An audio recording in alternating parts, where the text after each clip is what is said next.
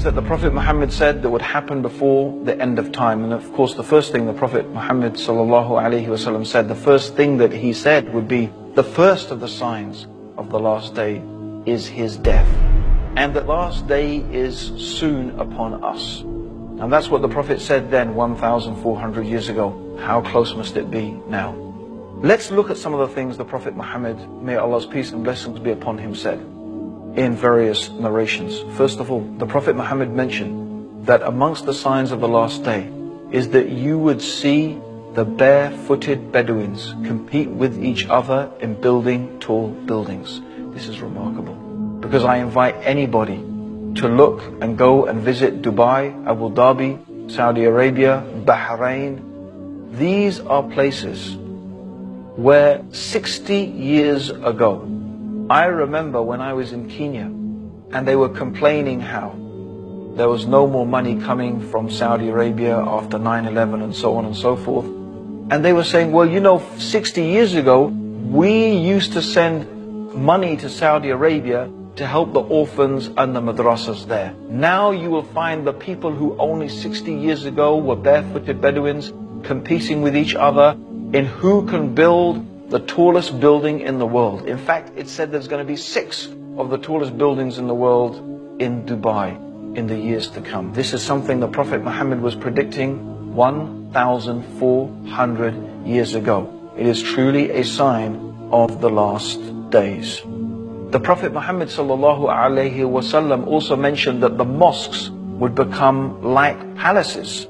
And this is the case even though the Prophet sallallahu alaihi wasallam ordered simplicity in the houses of Allah. The fact is that they have become more and more fantastic, and more money is being spent on these mosques with domes and floors and golden domes and floors and everything to match, with so much lavish chandeliers and carpets like palaces, as the Prophet ﷺ said would happen. Also, the Prophet mentioned that trustworthiness would disappear, so much so that a person would be able to say, I know a trustworthy person in such and such town.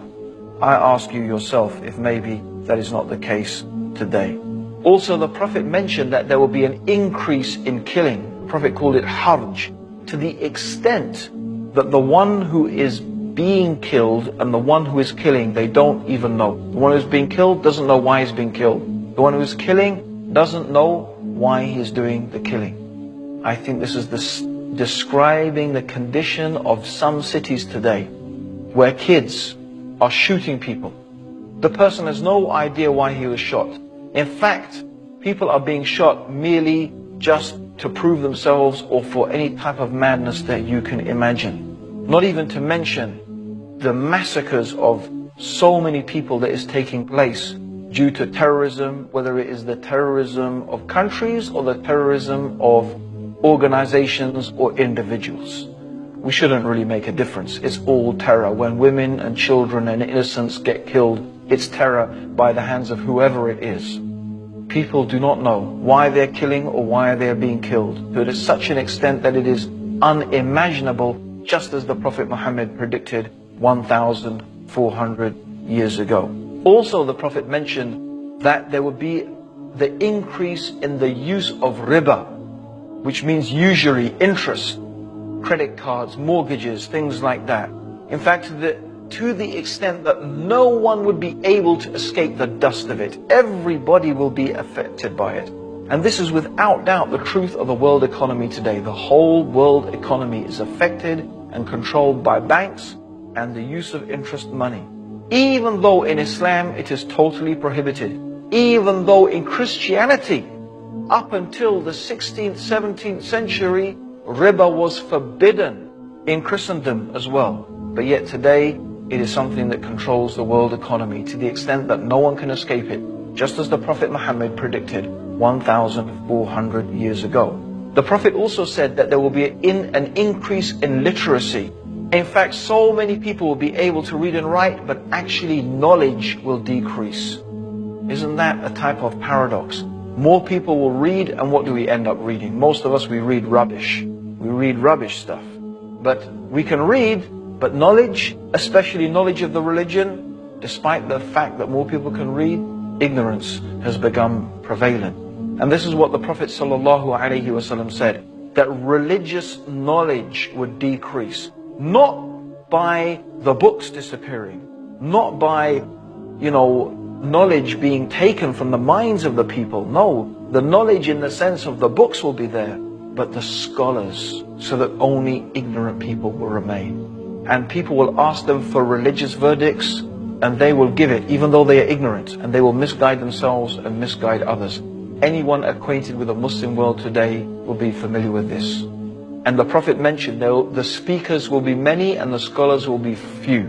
And this is what we can find. Exactly, there are many speakers, many thinkers, many intellectuals, many people, alhamdulillah, giving dawah. Maybe not enough people, but the scholars, they are so few.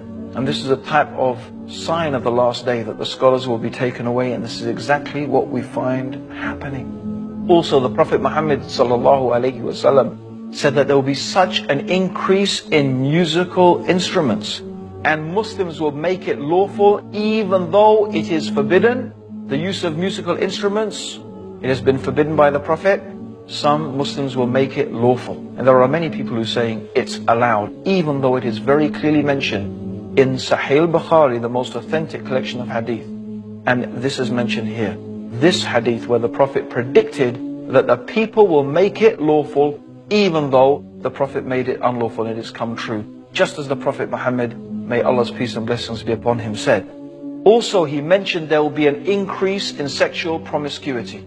Even though Islam is a religion that teaches chastity, that a man and a woman should confine themselves to marriage, the Prophet said there will be an increase in sexual promiscuity. And I don't think anyone can deny that that is the state of the world today, with highly sexualized images, and even traditional societies that normally had a good traditional moral values.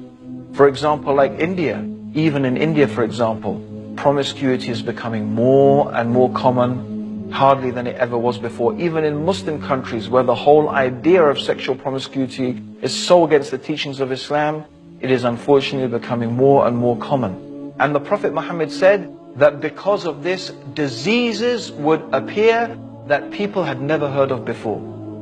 Isn't that the case? AIDS, for example, diseases that people had never heard of before will arise due to sexual promiscuity. And this has taken place just as the Prophet Muhammad predicted, sallallahu alaihi wasallam. He mentioned that women will be naked although they are dressed. The dress of some women today, which in all but means is nakedness, with the clothes that are so tight they describe every shape of the body, which this technology did not exist to make those type of clothes in the time of the Prophet. Yet the Prophet Muhammad is describing how this nakedness amongst the women will become prevalent. And also the Prophet mentioned that there will be shouting in the mosques, something that is prohibited in Islam, and it's something that I have witnessed myself. And also the Prophet said the worst and the most ignorant people will become the leaders. And really, I have to say, if we look at some of the world leaders today, even of some of the superpowers, it seems as if what the Prophet said about the worst and most ignorant people becoming leaders seems to have taken place, exactly as the Prophet Muhammad said. Also, he mentioned that a man will obey his wife and disobey his mother, something really contrary to the teachings of Islam. He will rather listen to his friends than listen to his father. And this is something that we find happening in the Muslim world, even though this is so against the teachings of Islam. Men will wear gold and silk and they will make it lawful, even though the Prophet has made it unlawful. People will abandon the religion of Islam for a small worldly gain. And keeping onto the religion will be like holding two hot coals. I am mentioning all of these things, and there are many, many more things that the Prophet Muhammad ﷺ mentioned. But these are some of the small signs concerning the events that will take place before the last day. And as we can see, these things that I have gone through, almost without exception, they have come true in a way that is so clear and so obvious and so apparent.